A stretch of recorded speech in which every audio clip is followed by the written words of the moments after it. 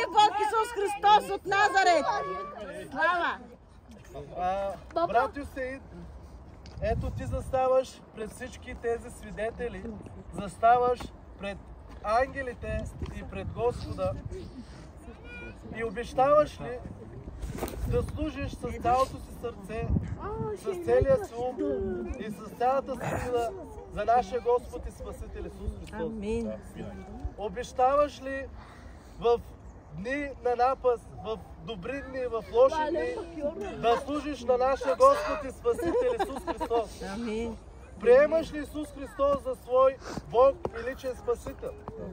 Обещаваш ли да дадеш управлението на нашия Господ Исус Христос да управлява живота ти? Малко по-силно. Не те чуваме. Да, обещавам. Сега, обещаваш ли, може да запазиш тишина, обещаваш ли да дадеш Исус Христос да живее в живота ти, да му позволиш да води, да ръководи, да управлява цялото ти семейство, да управлява ума ти, да управлява живота ти?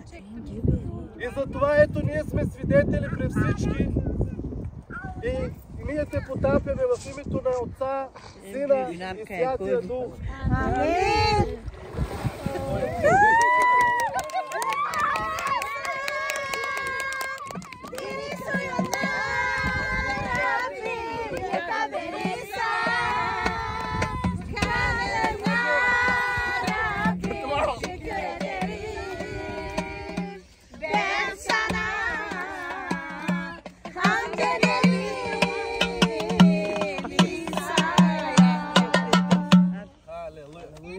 Брат Амет, ето пред всички свидетели, пред Господа и пред всички ангели. Приемаш ли Исус Христос за свой Господ и Спасител? Да. Обещаваш ли Той да бъде господар в живота? Да.